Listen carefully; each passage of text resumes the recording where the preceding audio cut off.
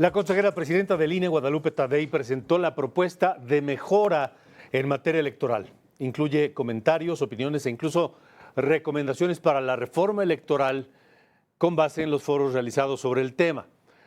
Vamos contigo, Michelle Santiago, que tiene la información. Buena tarde.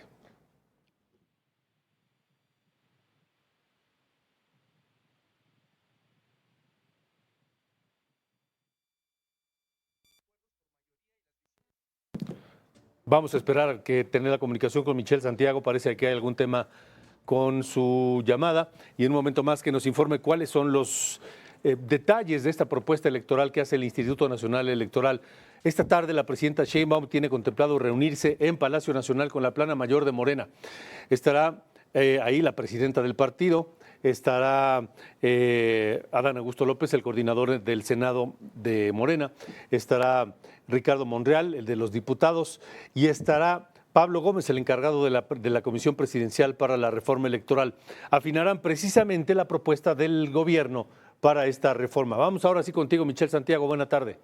Gracias, Alejandro. Muy buenas tardes. Pues sí, ya lo comentabas, el día de hoy en un acto protocolario se entregó este documento de parte del Instituto Nacional Electoral a Pablo Gómez y bueno, son prácticamente acuerdos de la mayoría y las visiones individuales de cada consejería, una propuesta que pues prácticamente busca modernizar la autonomía del instituto y modernizar también la fiscalización. Varios puntos son los que se trataron en este día, en esta reunión con Pablo Gómez, presidente de la Comisión de la Reforma Electoral. El Consejo General del Instituto Nacional Electoral fue quien entregó esta propuesta.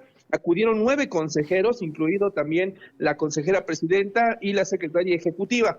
Te comento que se evaluaron 318 propuestas, de las cuales se alcanzó un consenso en 241, con una visión muy particular que no sea un retroceso. La consejera presidenta del INE, Guadalupe Tadei, aseguró que bueno, en este documento se entregan las mejores propuestas y se reúnen las mejores posturas consensuadas de la mayoría de las consejeras y los consejeros, integrando propuestas individuales. Así detalló parte del contenido de este documento.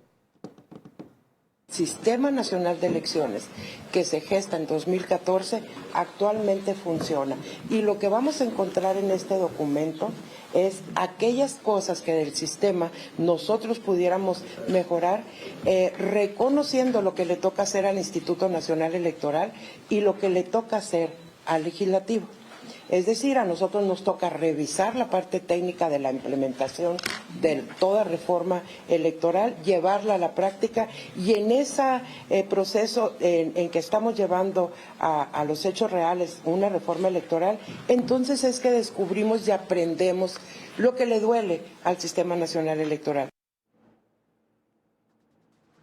Bueno, cada uno de los consejeros tomó la palabra. El consejero Uquido Espadas reiteró precisamente la intención de que el Instituto Nacional Electoral aborde la figura de los plurinominales y que sea modificada en la reforma electoral y que el ciudadano conozca por quién debe votar y que se garantice la consigna de un ciudadano, un voto. También el consejero Martín Faz habló acerca de la propuesta que prevé el presupuesto del organismo dinámico y que se vincule a los criterios del Producto Interno Bruto anual. En tanto, Pablo Gómez aseguró también que los órganos administrativos como el INE pues no pueden ser autónomos ya que deben tener independencia, pero en sus resoluciones, así que habrá que esperar ya con la entrega de esta propuesta, prácticamente queda en el terreno de la Presidencia de la República y del Legislativo para que concluya ya una reforma sólida en el tema electoral. Alejandro, la información. Correcto, Michelle, gracias.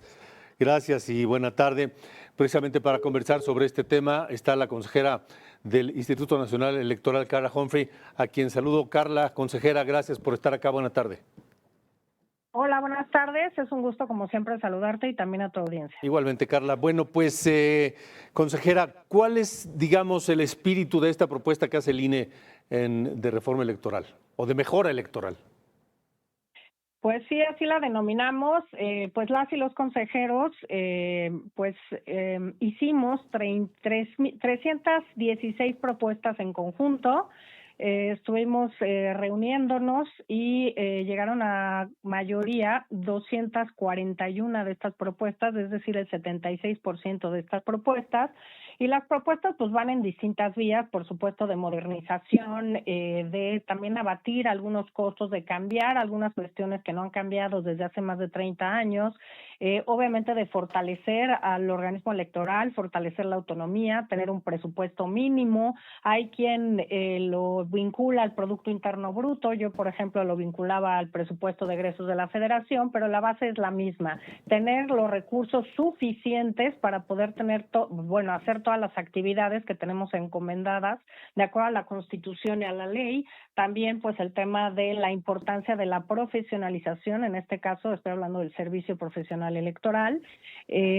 También tenemos por supuesto propuestas de un tema que incluso es acompañado por la presidenta Claudia Sheinbaum, que ha presentado muchas reformas en el tema de igualdad sustantiva y que tienen que ver con paridad, cómo garantizarla en pues aquellos espacios que todavía no la tienen, como presidencias municipales o presidencias de partidos políticos, por el combate a la violencia política contra las mujeres en razón de género, temas relacionados con la equidad en dos vías, financiamiento a partidos políticos y candidaturas, y la fiscalización, que pues como decía la nota de entrada de esta entrevista, pues sí, hablé y pues se habló mucho de la fiscalización, de cómo hacerla más profunda, más rápida, cómo obligar a las instituciones del Estado a que nos den la información que requerimos de forma oportuna y completa, que no se nos oponga el secreto ministerial, como hace las fiscalías, para no darnos acceso a las carpetas de investigación, como si fuéramos un particular y no la única autoridad constitucionalmente, digamos, con atribuciones para fiscalizar y revisar las finanzas de partidos políticos, cómo incluir pues nuevas tecnologías, inteligencia artificial, cómo hacer incluso posible tener información desde el extranjero o en el extranjero, porque pues los recursos de los partidos y candidaturas no solamente se queda aquí. También hablamos de innovación, de voto electrónico, voto con urna electrónica, pero también de muchas cuestiones que podemos ir avanzando de la mano de la tecnología. Hablamos del respeto a los principios rectores de la materia electoral, autonomía, independencia, imparcialidad, certeza, seguridad jurídica, transparencia. Y creo que es muy importante en cómo entregamos este documento. Este que se comentaba es un primer documento de las propuestas que lograron la mayoría de las y los consejeros electorales. Hubo un segundo documento de aquellas propuestas que se quedaron en minoría, pero que como consejeras y consejeros también creemos que es necesario que esta comisión pues también las conozca, las evalúe para ver su pertinencia para integrarse en el nuevo marco jurídico, y también señalar que, bueno, las propuestas que se emitieron pues tocan diversa normatividad, desde la Constitución, la Ley General de Instituciones y Procedimientos Electorales, la Ley General de Partidos, la Ley de Medios de Impugnación de Delitos Electorales, y también propuestas en otros ámbitos que pues el Poder Legislativo tendrá que evaluar para, por ejemplo, incentivar la participación ciudadana, la integración de las mesas directivas de casilla, y que tocan diversos ámbitos pero bueno, pues que es el propio legislativo quien tiene que evaluar si son adecuadas o no y cómo proponer estas reformas. ¿Cuál sería la diferencia? Digo, la propuesta del gobierno no ha sido presentada, pero dentro de lo que se sabe, ¿cuál sería la diferencia o las diferencias fundamentales entre esta propuesta de mejora que hace el INE y la que se conoce hasta este momento, se ha esbozado del gobierno? Pues la verdad es que no tenemos ningún documento que podamos evaluar. O sea, mentiría si te dijera que estamos en abierta contradicción o no con algún tema, porque no conocemos ningún planteamiento por escrito. Nosotros sí planteamos, por ejemplo, la pertinencia de mantener los espacios plurinominales en el Congreso de la Unión. Yo, por ejemplo, se avaló o estamos proponiendo que si el tema que se controvierte es que son las cúpulas partidistas las que eligen quiénes van en estos espacios plurinominales, en estas listas, pues que se trate de listas abiertas para que las y los ciudadanos puedan votar por cualquiera de las personas que estén en esa lista y no que necesariamente pues sean listas cerradas y se siga tal cual la integración de las listas para conformar pues las dos cámaras, la de diputados y diputadas y el Senado de la República. Hablamos de la importancia de mantener el financiamiento para partidos políticos. Se puede ensayar fórmulas distintas con los dos componentes que se tienen, que es pues estas unidades de medida, las sumas y el padrón electoral. La importancia también de mantener el padrón electoral, el registro federal de electoras y electores con autonomía, sin vulneración, y que los datos personales de todas las y los electores se mantengan como hasta hoy, salvaguardados por un órgano constitucional autónomo como es el Instituto Nacional Electoral. Ya. ¿Qué sigue ahora? Entiendo, antes de ir a lo que sigue, entiendo que hubo consejeras que no estuvieron de acuerdo y no asistieron a la presentación hoy. Hubo una colega que sí nos comentó que ella no estaba de acuerdo y la verdad es que es cierto, no tuvimos mucho tiempo para evaluar esto. Estuve yo en principio, pero pues varias consejerías pidiendo desde septiembre pues un documento, cómo íbamos a trabajar esta propuesta, etcétera. Se nos entregó una propuesta que, digamos, lo que hizo fue concentrar todas las propuestas de nuestras áreas el 5 de diciembre apenas, y bueno, nos dimos a la tarea de analizarlas y después de hacer propuestas, y bueno, después vino el periodo vacacional y pues no hubo una forma. A mí tampoco me gustó del todo la forma en la que se presentó este documento. A mí me hubiera gustado, y lo dije hoy en la reunión con el presidente de la Comisión Presidencial para la Reforma Electoral, que a mí me hubiera gustado otro método y más tiempo para poder, más tiempo nuestro, no más tiempo para no más tarde darles el documento a la comisión.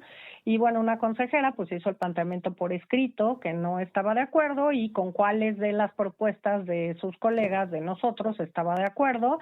Y una colega más, pues el documento último se nos entregó ayer por la noche y pues hoy nos dijo que pues ante los cambios que había y que no había posibilidad real, el tiempo para revisarla, pues no iba a poder acompañar al resto de las consejerías a esta reunión. Fueron las dos consejeras y bueno, muy válidamente decidieron no estar hoy. Y creo que otro de los puntos centrales es también muchas de las reformas que proponemos en el marco de el Poder Judicial, de la reforma al Poder Judicial, porque, bueno, para empezar, pues se plantea, y esto de forma unánime por todas las consejerías, que no es óptimo tener el proceso del Poder Judicial en la misma fecha que las elecciones concurrentes de 2027 para 17 gobernaturas, 31 congresos locales, presidencias municipales, en fin. Y pues muchos temas relacionados con el proceso para la renovación del Poder Judicial, como pues que se deje al arbitrio del INE el diseño de las boletas sin tantos requisitos. En particular, pues por ejemplo, yo he propuesto quitar los números para evitar estos acordeones, pero tienen demasiados requisitos, no son claras, son muy complicadas, demasiada información. También propusimos que los comités de los tres poderes tengan una sola metodología, porque fue muy complejo revisar todas las candidaturas si cumplían los requisitos, los documentos que tenían que llevar, dar a conocer la currícula de todas las candidaturas, y bueno, que son procesos electorales absolutamente distintos, porque en uno las candidaturas vienen de partidos políticos o son independientes, pero tienen recursos públicos para sus campañas. En la otra son candidaturas que son con recursos propios, y también pues que los partidos políticos no están involucrados en la elección del Poder Judicial, por lo cual pues son hasta capacitaciones distintas las que se tienen que hacer a quienes son funcionarios de, digamos, elecciones con partidos y las del Poder Judicial, y que pues esto no abona ni siquiera en que la ciudadanía conozca con claridad por quiénes van a votar, tratándose de candidaturas del Poder Judicial. En esta propuesta de mejora se contemplan sanciones más fuertes a quien rebase topes de campaña, a quien reciba financiamiento ilegal o a quien cometa faltas graves en procesos electorales. Sí, por supuesto. Se propone incluso pues alguna regulación en plataformas digitales que tengan representación legal en México. Muchas de ellas no tienen, entonces ni siquiera podemos hacer investigaciones, solicitar alguna información con estas plataformas y redes sociales. Sí se plantean sanciones obviamente más severas para inhibir pues recursos ilícitos, también la injerencia del crimen organizado. Se plantea utilizar estas nuevas tecnologías de información y comunicación, inteligencia artificial, procesamiento de datos, etcétera, para poder tener una fiscalización más profunda, más rápida y también siempre, claro, con revisión humana, porque también pues la tecnología puede llevarnos, y lo hemos visto, a cuestiones pues que tenemos que solventar y tenemos que seguir revisando con ojos y experiencia de las personas que están capacitadas para ello, pero sí se plantea un reforzamiento en general en temas del origen, monto, destino y también obviamente de todos los ingresos de partidos políticos y de cualquier candidatura, y también pues la regulación incluso de estos procesos políticos internos que denominó así la Sala Superior, porque pues claramente pues necesitamos saber cuándo empiezan estos procesos y cuándo ya es una violación a la ley. Se propone incluso pues sanciones, que podamos imponer sanciones y llegar hasta la nulidad de las elecciones si encontramos en materia de financiamiento cuestiones como pues las que está señalando, rebase de topes de gastos de campaña, financiamiento ilegal, público o de fuentes pues prohibidas para financiar partidos políticos y candidaturas. De acuerdo. Consejera Carla Humphrey, gracias por tomar esta entrevista.